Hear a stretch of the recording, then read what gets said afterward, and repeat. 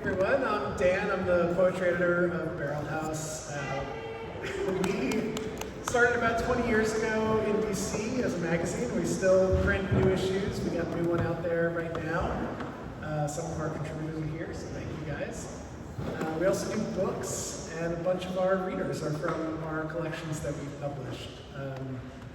I want to give a special thank you to Stefan because AWTP is a special time with Stefan, whether it's like a bathtub full of beers in a condemned travel lodge or reading poetry in a beautiful church. So thank you for having us here. I just want to give one little plug. We run a much smaller conference in DC every spring. So if you want to make a lot of connections to local writers and meet local presses without all of the anxiety and overwhelm of AWP, come down to DC in April and we'll show you a good time. So our reader is Gina Myers, one of my favorites. She has a new book out, Works and Days, from Radiator Press. Other titles include Some of the Times, which is from Barrelhouse, and Hold It Down and Model Year. Gina.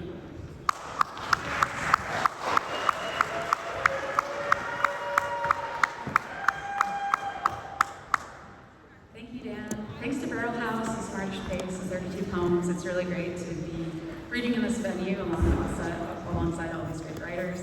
I'm going to be reading from my new book called Works and Days. It's one long poem, I'm not going to read the whole thing, about being a poet with a day job. Works and Days. My boss emailed the department a TED Talk on gratitude. She wanted us to feel grateful for our shitty jobs. When 40% of the staff was laid off yesterday, she suggested we have morning meditation sessions. I went through a year of spiritual growth. What does that mean for an atheist? I think it means I'm more centered now, more intentional. There were times in my life when I thought it was okay to be angry all the time, to have my anger go in every direction. Now my anger has intention. I want it to be useful. At the marketing conference, they're teaching us to sell authenticity. They say our brands must express empathy. A thought leader delivers the keynote on vulnerability. Her presentation ends with a quote from Gandhi. What all is carried out in my name? We experienced the hottest month on the planet. We did it again and again. Look, we're doing it again right now. Everybody's working for the weekend, unless you're working for the clampdown. The Jam sing, if we tell you that you got 2 days to live, then don't complain. John Maynard Keynes thought that technology would advance enough to give us a 15-hour work week, and David Graeber pointed out that it probably has. If you only worked 15 hours a week, what would you do with the rest of the time? At work, I attend an employee wellness event on financial planning and debt. It's sponsored by a bank, and they tell us to pay down debt, we should get second jobs. The bankers say another way to alleviate debt is to monetize your hobbies. Recently, after a poetry reading, I told another poet that poetry is more like a hobby to me.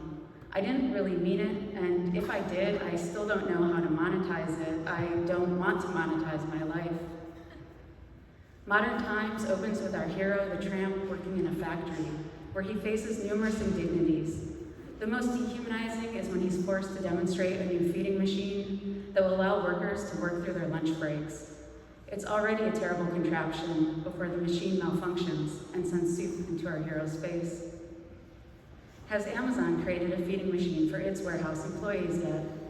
The workers already treated like a machine and forced to be in competition with machines that track how many items they process and when they use the bathrooms, the algorithm flagging concerns of low performance and idle time. Once while visiting the city I grew up in, I went to a diner with friends from high school. They asked what I was doing for work, and I told them whatever ridiculous title I had at my office job. So you're a pencil pusher, they said. At the end of the day, there wasn't a product to show.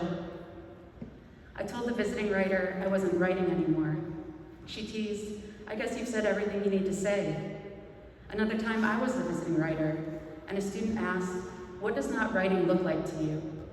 It turns out, when I wasn't writing, I still filled notebooks with words, but I didn't think it counted because there wasn't a product to show. What happens to work of imagination when my imagination feels dull and slow, when I am tired from the workday, when I've been busy working at work?